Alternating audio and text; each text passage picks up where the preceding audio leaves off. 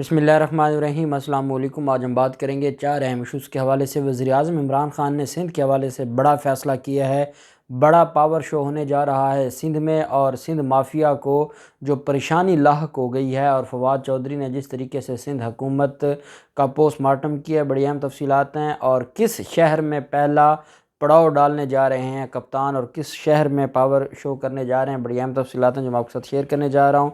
शहबाज शरीफ ने जो तीसरा तरमीमी ऑर्डीनेंस आया है नैब का, उसको शहबाज शरीफ ने डिक्लेयर कर दिया है कि ये सरासर इंतकाम है और ये ज़्यादती है सियासी मुखालफिन के साथ। वो क्यों इतने खौफज़दा हैं वो भी मैं आपके साथ शेयर करूँगा। LNG रेफरेंस में आज शाहिद खाकान अब्बासी के ख़िलाफ़ समाअत थी, और उसमें भी शाहिद खाकान अब्बासी को बड़ी उसमें शाहिद खाकान अब्बासी को ज़िल्लत का सामना करना पड़ा है। नैब के हवाले से शर्जील मेमन को सिंध हाई कोर्ट ने बड़ा झटका दिया, वो भी मैं आपके साथ शेयर करूंगा। इस्लामाबाद हाई कोर्ट में भी PTI की 3 रुकन असम्बली के ख़िलाफ़ केस था नाअहली का, उसके ऊपर भी हम बात करेंगे। पहले तो मैं आपको एक मुख्तसर बताता चलूँ कि करेंसी की ब्लैक मेलिंग के हवाले से FIA ने बड़ी कार्रवाई की है। और FIA की ये जो कार्रवाई है, DG FIA सनाउल्लाह अब्बासी ने आज जो क्रैक डाउन है उसका जायज़ा लिया है और उसके बारे में ब्रीफिंग ली है। और उसमें बताया गया है FIA की तरफ से कि क्रैक डाउन के दौरान 4 अरब रुपए मालियत की गैर मुल्की और मकामी करेंसी बरामद की गई है।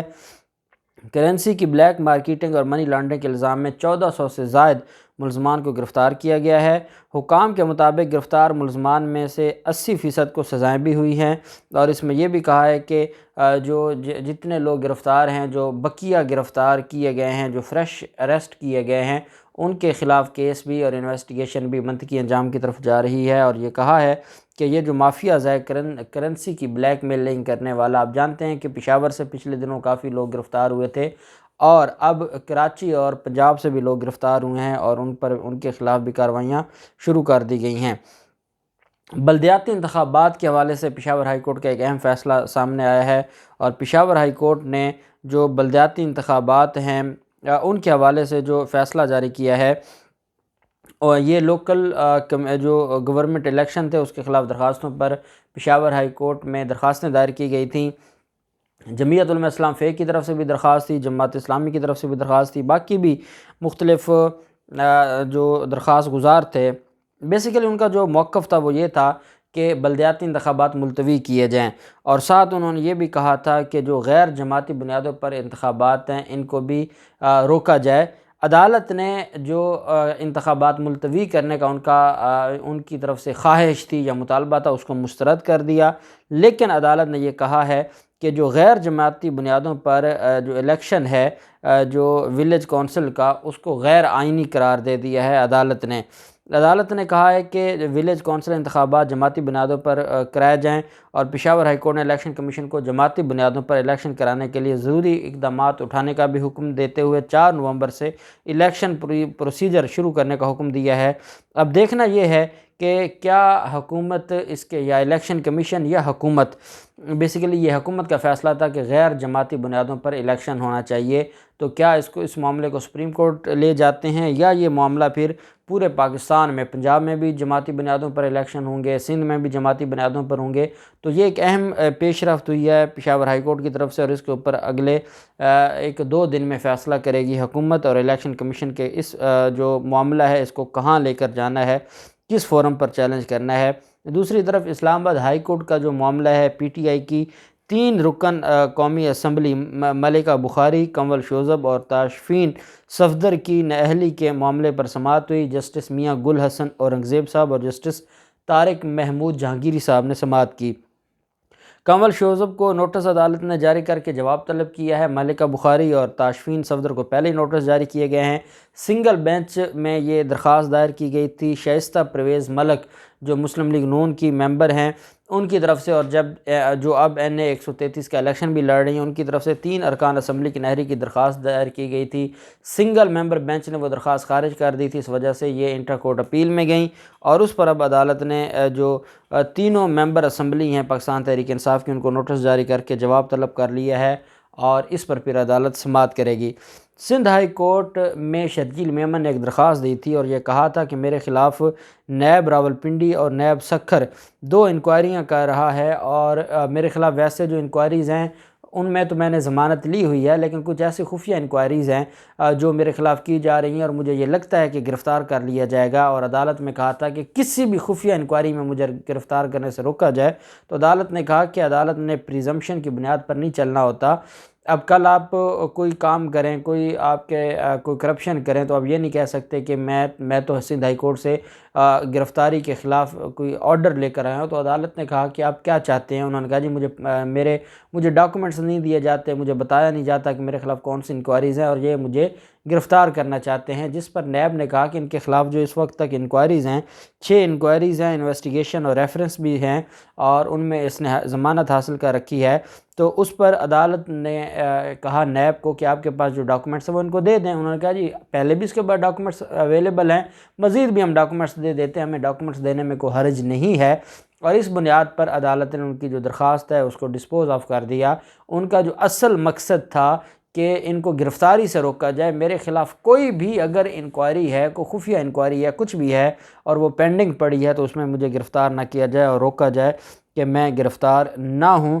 یہ ہے ان کا اصل جو ان کا مقصد اور ان کا جو مطمع نظر، اور یہ کیسے عدالتوں سے اللیگل ریلیف لینے جاتے ہیں، لیکن اب عدالتیں کانشیس ہو گئیں اور وہ اس طرح ریلیف دینے کو تیار نہیں ہیں۔ شاہد خاقان عباسی کے خلاف LNG ریفرنس پر سماعت ہوئی۔ آپ جانتے ہیں شاہد خاقان عباسی کو دوبارہ کووڈ ہو گیا ہے، اور وہ باہر گھوم پھر رہے تھے، اور پھر میڈیا نے اس کے اوپر بہت زیادہ اعتراض بھی کیا، جس کی وجہ سے وہ پھر چلے گئے گھر۔ آج اسلام آباد میں تھے اور وہ عدالت میں بھی آئے۔ عدالت میں جج ہیں جو آنریبل جج اس کیس میں اعظم خان صاحب، ان کی عدالت میں سماعت ہوئی۔ نیب کے پروسیکیوٹر عثمان مرزا، وکلاء صفائی بیرسٹر ظفر اللہ صاحب جو کہ وکیل ہیں شاہد خاقان عباسی کے، اور عمران شفیق صاحب، ان کے علاوہ باقی جو شاہد خاقان عباسی اور دیگر ملزمان ہیں وہ عدالت میں پیش ہوئے۔ اس میں انہوں نے ایک درخواست دی ہوئی ہے ایک شریک ملزمان کی طرف سے، وہ عمران شفیق ان کا وکیل ہے، ان کی طرف سے درخواست تھی کہ نیب آرڈیننس کے ذریعے، نیب آرڈیننس کے آنے کے بعد جو معاملہ ہے اس میں ہمیں ریلیف دیا جائے اور ہمیں بری کیا جائے۔ ابھی وہ پینڈنگ ہی تھا کہ نیا آرڈیننس آ گیا، نئی ترمیم آ گئی، اور اس کے بعد یہ سارے کا سارا کام جو ہے یہ اڑ گیا۔ پہلے تو نیب نے کہا تھا کہ بیرسٹر علی ظفر صاحب ہمارے وکیل ہیں اور وہ عدالت کو اسسٹ کریں گے نئے آرڈیننس کے حوالے سے، لیکن اب کیونکہ نیا آرڈیننس آ گیا ہے، نئی ترمیم ہو گئی ہے، تو عدالت نے کہا کہ کیونکہ نئی ترمیم ہو گئی ہے تو جب تک یہ گزٹ میں نہیں چھپتی اور اس کا کوئی ڈاکومنٹ ہمارے ہاتھ میں نہیں آتا تو ہم اس کے اوپر کچھ نہیں کر سکتے۔ تو عدالت میں نے ان کو 9 نومبر تک کا ٹائم دے دیا ہے کہ 9 نومبر تک یہ گزٹ میں بھی چھپ جائے گا، اور نیب کو کہا ہے کہ اس کی کاپی عدالت میں پیش کی جائے اور پھر عدالت اس معاملے کو دیکھے گی۔ بیرسٹر ظفر اللہ صاحب نے عدالت میں کہا کہ یہ بھی دیکھنا ہوگا کہ قانون کیسے بنایا گیا، پارلیمان ہم نے بنائی ہے، قانون سازی کا اصل فورم وہ ہے، پارلیمان چاہے ہمیں پھانسی دے دے کوئی اعتراض نہیں ہے، لیکن جس طریقے سے یہ قانون بنا رہے ہیں وہ بالکل غلط ہے۔ اس پر پھر اعظم خان صاحب نے کہا کہ یہ باتیں یہاں کرنے والی نہیں ہیں، اگر آپ کو قانون سے کوئی تکلیف ہے تو آپ جائیں اس کو کسی فورم پر چیلنج کریں، آپ پارلیمنٹ میں اس کے اوپر آواز اٹھائیں۔ عدالت تو پابند ہے، جو قانون آئے گا عدالت اس کے مطابق کام کرے گی، عدالت اس سے ہٹ نہیں سکتی۔ نیب ترمیمی آرڈیننس کے حوالے سے جو شہباز شریف ہیں ان کا موقف سامنے آیا ہے، اور شہباز شریف کا کہنا ہے کہ نیب آرڈیننس میں ترمیم احتساب کی آڑ میں سراسر سیاسی انتقام ہے۔ اس میں کوئی شک نہیں کہ نیب نیازی گٹھ جوڑ اپوزیشن کو نشانہ بنانے کے لیے عمران خان نے تیسری ترمیم کی ہے اور خود کو اور اپنی حکومت کو NRO دیا ہے، لیکن باقی لوگوں کے ساتھ زیادتی کی جا رہی ہے، اور یہ سراسر سیاسی انتقام ہے۔ اور اس میں جو عمران خان کی اور نیب کی شیطانی ذہنیت ہے، اس نئے ترمیمی آرڈیننس کو لا کر یہ جو شیطانی ذہنیت ہے اب یہ واضح ہو گئی ہے، اور یہ ساری قوم کو پتہ چل گیا ہے کہ یہ کتنے سیاسی انتقام میں یہ کہاں تک پہنچ چکے ہیں۔ بیسیکلی شہباز شریف کو اس بات کا پتہ ہے، شہباز شریف احتساب عدالتوں میں جا کے جو ان کے خلاف کیسز تھے جو بڑی تیزی سے آگے بڑھ رہے تھے، ان میں جا کے یہ کوئی نہ کوئی بہانہ لیتے تھے اس نیب آرڈیننس کا جو اب بند ہوا ہے، اس وجہ سے اب ان کو بڑی تکلیف ہے۔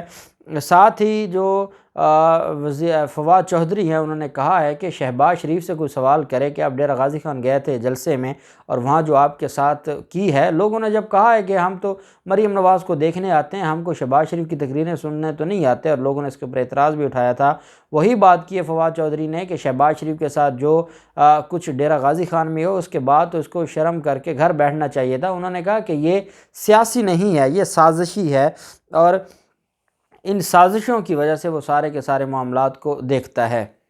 ساتھ فواد چودھری نے یہ بھی کہا ہے کہ سندھ حکومت سے کوئی پوچھے کہ سب سے زیادہ مہنگائی سندھ میں ہے، پنجاب میں جو چیز انہوں نے چینی کی مثال دی کہ 90 روپے ہے، سندھ میں وہ 120 روپے ملتی ہے۔ سندھ میں گندم اور آٹا اتنا مہنگا ہے، اور وہاں پر یہ سرکاری سطح پر وہاں پر چوری ہوتی ہے گندم کی، اور گندم ان کے اپنے جو زرداری کے چوہے ہیں وہ کھا جاتے ہیں۔ انہوں نے کہا کہ ان کو شرم آنی چاہیے، اور یہ مہنگائی کے خلاف مراد شاہ اور بلاول ہاؤس کے سامنے دھرنے دیں۔ اگر ان میں اتنی ہی اوقات ہے یا ان میں اتنا ہی یہ سمجھتے ہیں سندھ کے لوگوں کے حقوق کا، تو وہ 18ویں ترمیم کے بعد ایک خود مختار صوبہ ہے، اور آپ مراد شاہ کے اور بلاول ہاؤس کے سامنے دھرنے دیں یا احتجاج کریں۔ پاکستان پیپلز پارٹی نے بھی احتجاج کرنا ہے تو اپنے وزیر اعلیٰ کے گھر کے باہر احتجاج کریں، تاکہ ان کو پتہ چلے کہ احتجاج کیا ہوتا ہے، اور ان کو یہ پتہ چلے کہ سندھ میں جو مہنگائی ہے اس کے ذمہ دار مراد شاہ اور پاکستان پیپلز پارٹی کی حکومت ہے۔ پاکستان تحریک انصاف، میں نے آپ کو بہت پہلے بتایا تھا، اگست 2021 میں جانا تھا عمران خان نے، اور پھر حالات کچھ ایسے بن گئے، پھر کووڈ کے معاملات ہیں۔ عمران خان نے ایک شیڈول دیا تھا سندھ کو فتح کرنے کا، اور اب اس کے اوپر عمل درآمد شروع ہو گیا ہے۔ 4 نومبر کو تھر پارکر میں جلسے کا اعلان کیا پاکستان تحریک انصاف نے۔ اس جلسے کو اس میں جو مہمان خصوصی ہوں گے وہ وزیر خارجہ شاہ محمود قریشی ہوں گے۔ تحریک انصاف ہندو برادری کی دیوالی کی تقریبات بھی منائے گی۔ حلیم عادل شیخ نے کہا ہے کہ شاہ محمود قریشی پی ٹی آئی رہنما لجپت بھیل کی دعوت پر مٹھی آ رہے ہیں۔ مٹھی میں دیوالی کے موقع پر جلسے کا انعقاد کیا گیا ہے۔ کراچی سے ریلی کی صورت میں وہ عمر کوٹ پہنچیں گے، اور عمر کوٹ میں 3 تلوار پر ریلی سے خطاب کریں گے۔ ریلی کی صورت میں وزیر خارجہ مٹھی جلسہ گاہ روانہ ہوں گے، اور انہوں نے یہ بھی کہا کہ بڑی ہم ریلیاں اور چھوٹے بڑے شہروں میں ہم ریلیاں کر کے شاہ محمود قریشی کا استقبال کریں گے، اور ہم بتائیں گے سندھ کے جو بادشاہ ہیں ان کو کہ کپتان کا کھلاڑی آ رہا ہے۔ اور اگر شاہ محمود قریشی اتنا بڑا جلسہ کر جاتے ہیں اور عمران خان کا جلسہ تو پھر بہت بڑا ہوگا، اور یہ خطرے کی گھنٹی ہے، اور یہ بلاول ہاؤس اور زرداری خاندان کی سندھ سے، اندرون سندھ سے ان کی چھٹی کروانے کے لیے یہ بڑا ضروری ہے۔ اب دیکھتے ہیں 4 نومبر کو کیسا شو ہوتا ہے، جو بھی تفصیلات ہوں گی آپ کے ساتھ شیئر کرتے رہیں گے۔ اللہ پاک پاکستان کا حامی و ناصر ہو۔ بہت شکریہ۔ اللہ حافظ۔ پاکستان زندہ باد۔